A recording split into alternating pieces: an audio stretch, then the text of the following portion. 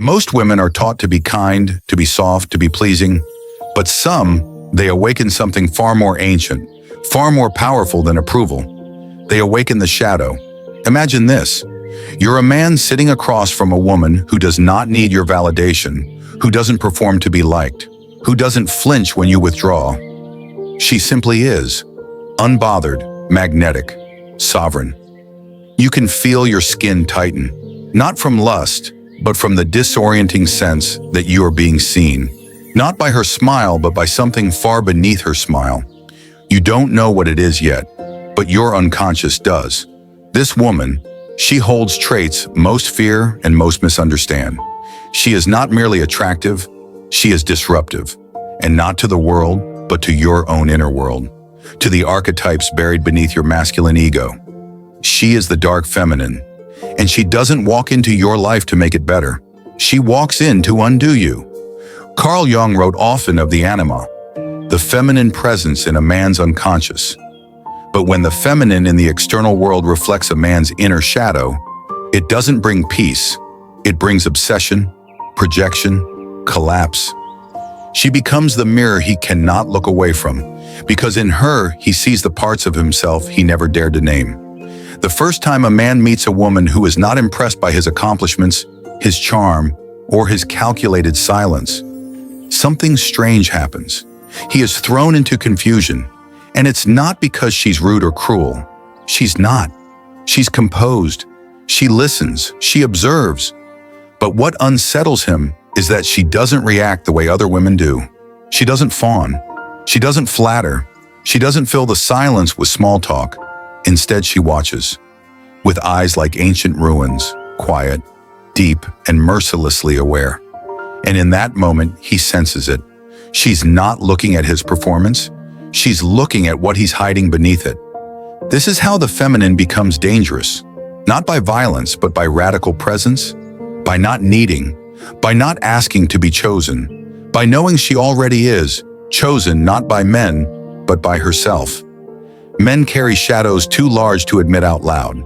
Repressed rage, secret inadequacies, mother wounds, a fear of being seen as weak, unworthy, not enough.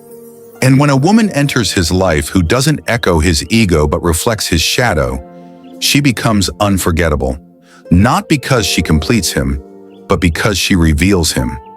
And he doesn't know what to do with that. She doesn't give him the usual scripts. She doesn't play damsel. She doesn't ask for permission to be powerful. She doesn't over-explain herself to soothe his discomfort.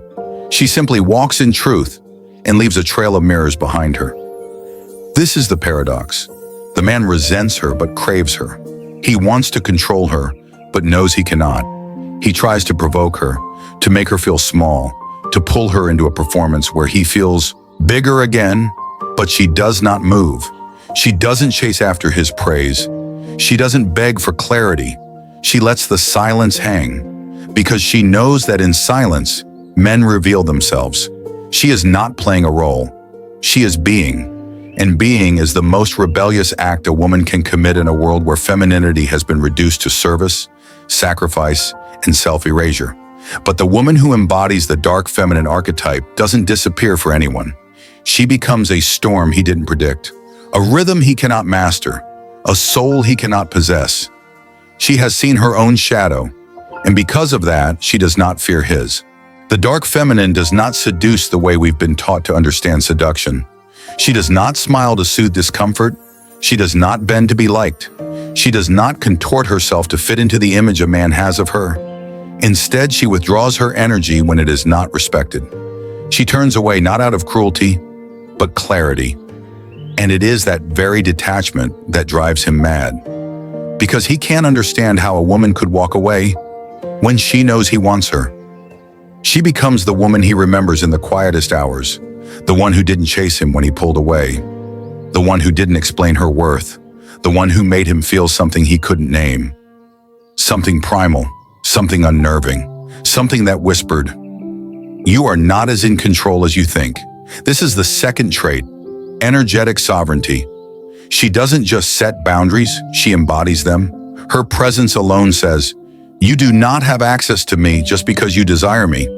Her silence becomes a confrontation, a psychological spotlight, a challenge to the part of him that's used to being pursued, flattered, obeyed.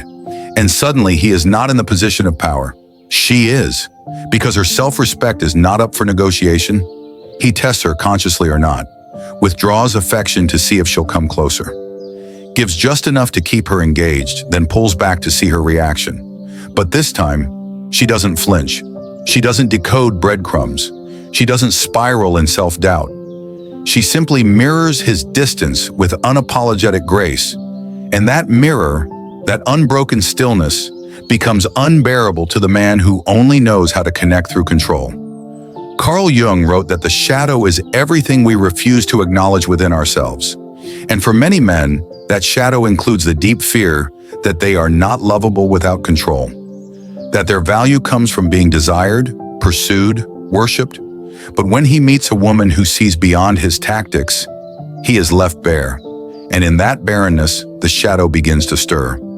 He starts to feel what he usually numbs: shame, fear of being rejected for who he really is, the aching loneliness beneath his dominance, the longing to be seen without having to perform. But this is not a conscious realization. Not yet. All he knows is that he cannot stop thinking about her. Not because she said all the right things, but because she said so little. Not because she proved her worth, but because she didn't need to. And now the dynamic has shifted. He is no longer the hunter. He is the haunted. This is the power of the third trait, psychic intimacy. She sees what he hides, not by prying, not by asking 1,000 questions, but by being still enough for his truth to surface. In her presence, he cannot hide behind his usual armor. She doesn't laugh at jokes that mask pain. She doesn't follow when he retreats into silence. She doesn't react when he postures. She sees the wound behind the wall, and that is what terrifies him, because he never gave her permission to look that deep. But the dark feminine doesn't need permission. She doesn't enter through doors that are opened. She is the mirror he walks into without knowing why. And once he's seen himself through her reflection, he cannot unsee it. It is in this mirror that men either retreat into ego or rise into their own shadow work. Some will run, some will resent her, some will label her too much, too cold, too intense. But the ones ready to evolve will be drawn, not to her beauty, not to her body, but to the feeling of finally being seen, even if it scorches them. To understand the fourth trait, you must understand the nature of chaos, not as disorder, but as the sacred feminine's refusal to be controlled. The dark feminine is not linear. She is not logical in the masculine sense. She does not always explain herself. She moves like the moon, hidden in phases, powerful in cycles, governed by tides deeper than language. And for a man rooted in structure, certainty, and dominance, she is devastating. He tries to define her, but she slips through definitions. He tries to categorize her, but she defies roles. He tries to predict her next move, but she vanishes just before he grasps her. Not to play games, but because she was never his to hold. She does not belong to him. She belongs to the truth, to the raw, unedited forces of nature that he has spent his entire life suppressing. When a man meets this kind of woman, something ancient stirs within him. Not the lover, not the protector, but the wounded boy. The boy who wanted the feminine to be safe, soft, soothing. The boy who was comforted by a mother who said everything is okay. The boy who grew into a man, carrying a silent demand. Be soft so I can be strong. But the dark feminine doesn't offer that softness. She offers fire, and fire does not soothe. It burns away illusion. This is the power of the fourth trait, emotional alchemy. She does not just feel deeply, she transforms what she feels into presence, into power, into poetry. When she is angry, she does not explode. She pierces with precision. When she is hurt, she does not collapse. She withdraws into sovereignty. When she is moved, she does not drown. She becomes the ocean. She has sat with her own darkness so many nights that she no longer fears the darkness in others. And so, when a man tries to provoke her with distance, she doesn't chase. When he tries to confuse her with mixed signals, she doesn't decode. She disconnects. When he tests her worth, she doesn't fight to prove it. She simply lets him go. Because her value does not live in his eyes. Her value lives in the quiet, sacred knowing that she is whole. Even when unloved, even when misunderstood, even when alone. This is the depth that shatters men who only know how to love from the surface. To them, she is too much, too intuitive, too untamed, too unwilling to shrink. But to the man who has begun his own journey into the unconscious, she is not too much. She is home. Not the home of comfort and routine, but the home of remembrance, a place his soul recognizes, but his ego cannot control. Carl Jung once said, "Until you make the unconscious conscious, it will direct your life and you will call it fate." The dark feminine does not wait to be chosen by fate. She becomes the force that awakens it, and in doing so, she becomes unforgettable. Not because she makes a man feel safe, but because she makes him feel seen. Seen in all the ways he avoids seeing himself. Seen in the shadows he thought he'd buried beneath success, sex, and silence. And so, he obsesses, not over her, but over what she represents. Freedom, mystery, power that does not submit. And he has two choices: to collapse into resentment or to rise into transformation. Most men will not admit it, but the woman who awakens his shadow owns a piece of his soul forever. When a woman owns her darkness, not hides it, not apologizes for it, but owns it, she becomes a spiritual threshold, a rite of passage. The fifth and final trait is the most dangerous and the most liberating. It is sacred indifference. Not the indifference of coldness or emotional neglect. No, that is ego. This is soul. This is the kind of indifference that blossoms after the war has ended, after she has cried all her tears, broken all her illusions, buried the little girl who thought she had to be chosen to matter. It is not the kind of detachment born from bitterness. It is the kind that rises when a woman has gone through the underworld of herself and returned with nothing left to prove.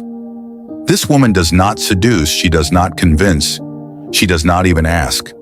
She simply walks, and if he cannot walk beside her, she walks alone. That is the trait that turns obsession into legend, because a man can sense when a woman's love is a gift, not a transaction. When she chooses to give it, it is radiant, magnetic, life-giving. But if he dishonors it, she will take it back without rage, without begging, without a single word.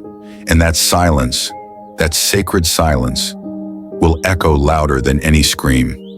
Jung called it individuation, the process of becoming whole, of integrating shadow and light. The dark feminine is not a mask she wears to manipulate men. It is the embodied result of a woman who has done the deep work. She no longer waits to be loved. She no longer fears being misunderstood.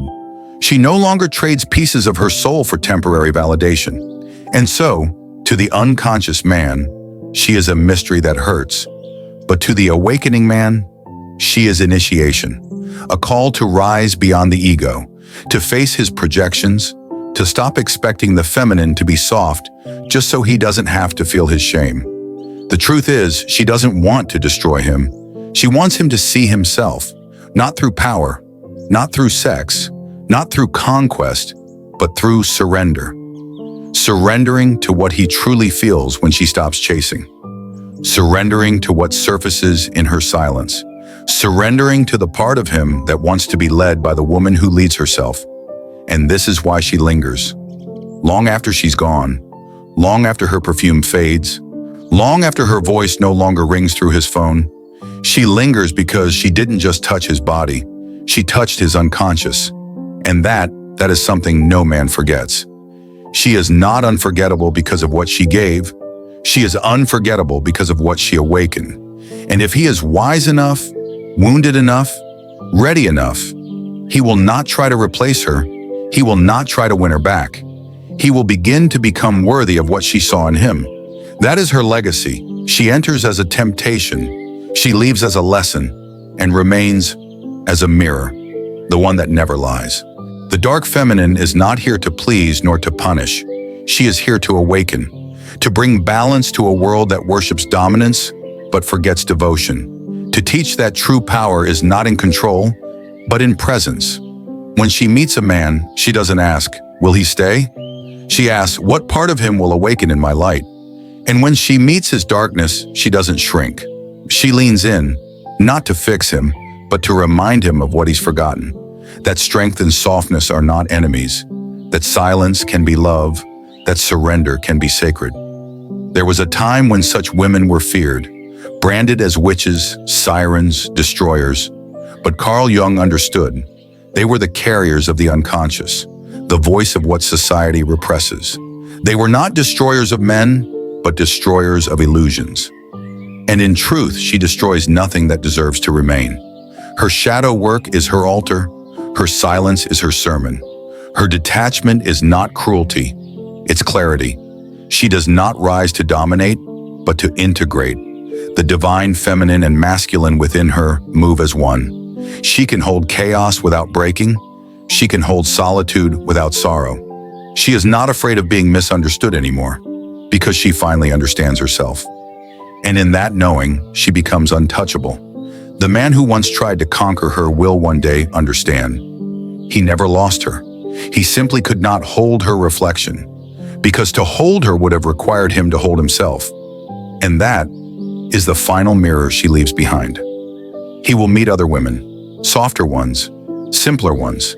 They will make sense, but none will haunt him like the one who made him see, because it was never about her body.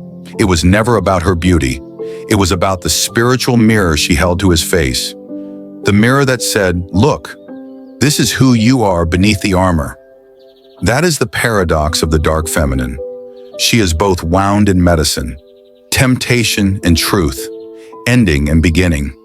And when she finally walks away, she leaves no chaos behind. Only silence, a silence that cleanses. The woman who knows her shadow does not beg to be chosen. She chooses. She chooses peace over pleasing, depth over comfort, truth over control. And in doing so, she becomes the most magnetic force in the universe. The woman who needs nothing, yet attracts everything meant for her. Because a woman who has met her darkness is not dangerous for what she might do. She is dangerous for what she no longer needs to prove, and that is her liberation.